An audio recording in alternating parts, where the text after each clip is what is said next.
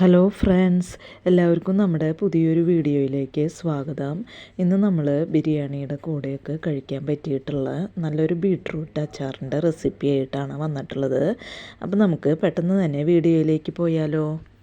Beetroot അച്ചാർ ഉണ്ടാക്കാനായിട്ട് ഞാനിവിടെ ഒരു പാനിലേക്ക് 3 ടേബിൾ സ്പൂൺ എള്ളെണ്ണ ഒഴിച്ചു കൊടുക്കുന്നുണ്ട്. നല്ലെണ്ണ ഒഴിച്ചു കൊടുക്കുന്നുണ്ട്. എണ്ണ ഇവിടെ ചൂടായി വന്നിട്ടുണ്ട്. ഇതിലേക്ക് ഒരു 1/4 ടീസ്പൂൺ കടുക് ഇട്ട് കൊടുത്തിട്ടുണ്ട്. കടുക് ഇവിടെ പൊട്ടി വന്നിട്ടുണ്ട്. ഇതിലേക്ക് ചെറുതാക്കി അരിഞ്ഞിട്ടുള്ള ഒരു കഷ്ണം ഇഞ്ചി ഇട്ട് കൊടുത്തിട്ടുണ്ട്. പിന്നെ ഒരു കുടം വെളുത്തുള്ളി നീളനെ കട്ട് ചെയ്തത് ഇട്ട് കൊടുക്കുന്നുണ്ട്. പിന്നെ ഇതിലേക്ക് ഒരു 4 പച്ചമുളക് കട്ട് ചെയ്തത് ഇട്ട് കൊടുക്കുന്നുണ്ട്. നന്നായിട്ടൊന്ന് മിക്സ് ചെയ്ത് കൊടുക്കുക. ഈ ഇഞ്ചിയും വെളുത്തുള്ളിയും ഒന്ന് മൂത്ത് വരണ വരയ്ക്ക് നമുക്കിത് മിക്സ് ചെയ്ത് കൊടുത്തുകൊണ്ടിരിക്കാം. തീ മീഡിയം ഫ്ലെയിമിൽ ഇട്ടിട്ടാണ് നമ്മളിത് ചെയ്തെടുക്കുന്നത് കേട്ടോ. ഇഞ്ചി ഒരു ചെറിയ കഷ്ണം എടുത്താൽ മതിയാവും. വെളുത്തുള്ളിയാണ് ഇതിൽ കൂടുതലായിട്ട് നിൽക്കേണ്ടത് കേട്ടോ. അപ്പോൾ അതൊന്ന് പ്രത്യേകം ശ്രദ്ധിക്കണം. ഇനി ഇതിലേക്ക് കുറച്ച് കരിവേപ്പില ഞാൻ ചേർത്ത് കൊടുക്കുന്നുണ്ട്. നന്നായിട്ടൊന്ന് മിക്സ് ചെയ്ത് കൊടുക്കുക.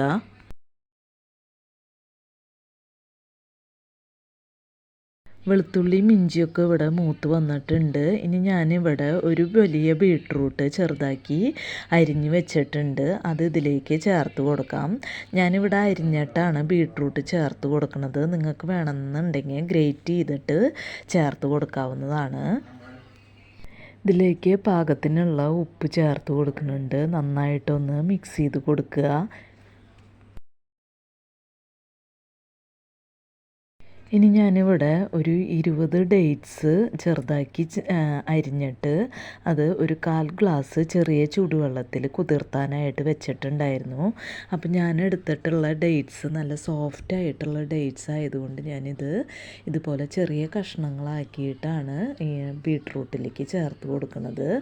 അപ്പോൾ നിങ്ങളുടെ ഡേറ്റ്സിന് നല്ല കട്ടിയുള്ള ഡേറ്റ്സ് ആണ് ഉള്ളതെന്ന് വെച്ചാൽ ഒരു 15 മിനിറ്റ് നേരം ചെറു ചൂടുവെള്ളത്തിൽ കുതിർത്താനായിട്ട് വെച്ചിട്ട് മിക്സിയുടെ ജാറിലിട്ട് അരച്ചെടുത്തതിന് ശേഷം വേണം ചേർത്ത് കൊടുക്കാനായിട്ട്.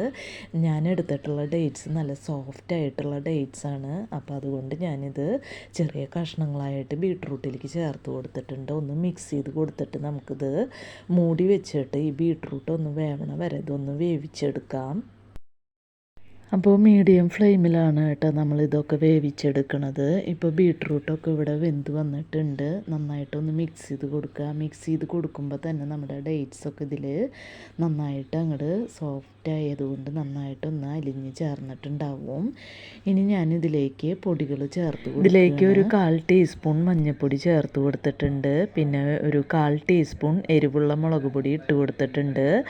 പിന്നെ ഇതിലേക്ക് ഒരു 3/4 ടീസ്പൂൺ കാശ്മീരി ചില്ലി പൗഡർ ഇട്ട് കൊടുത്തിട്ടുണ്ട്. പിന്നെ ഒരു 1/4 ടീസ്പൂൺ ഉലുവാപ്പൊടി ചേർത്ത് കൊടുത്തിട്ടുണ്ട്. ഒരു 1/4 ടീസ്പൂൺ കായത്തിൻ്റെ പൊടി ചേർത്ത് കൊടുത്തിട്ടുണ്ട്. നന്നായിട്ടൊന്ന് മിക്സ് ചെയ്ത് കൊടുക്കുക. അപ്പോൾ ഉലുവാപ്പൊടി ഇതിൽ ചേർത്തത് വന്നിട്ടില്ല കേട്ടോ. അപ്പോൾ നിങ്ങൾ ചേർത്ത് കൊടുക്കണം. ഇനി പൊടികളുടെ പച്ചമണം മാറണ വരയ്ക്ക് നന്നായിട്ടൊന്ന് മിക്സ് ചെയ്ത് കൊടുക്കാം. ഇപ്പോൾ പൊടികളുടെ പച്ചമണമൊക്കെ മാറിയിട്ടുണ്ട്. ഇനി നമുക്ക് ഇതിലേക്ക് വിനീഗർ ചേർത്ത് കൊടുക്കണം. ഞാനിവിടെ ഒരു 1/4 കപ്പ് വിനീഗർ ചേർത്ത് കൊടുത്തിട്ടുണ്ട്. അപ്പോൾ നമുക്ക് ആദ്യം തന്നെ 1/4 കപ്പ് ഒഴിച്ചു കൊടുക്കാം. അതിന് ശേഷം ഇതിൻ്റെ ടേസ്റ്റ് നോക്കിയിട്ട് വേണമെന്നുണ്ടെങ്കിൽ വിനീഗറിൻ്റെ അളവ് കൂട്ടി കൊടുത്താൽ മതി. ആദ്യമേ തന്നെ കൂടുതൽ വിനീഗർ ഒഴിച്ചു കൊടുക്കണ്ട. അപ്പോൾ നമുക്ക് ടേസ്റ്റ് നോക്കിയതിന് ശേഷം വേണമെന്നുണ്ടെങ്കിൽ ചേർത്ത് കൊടുക്കാം.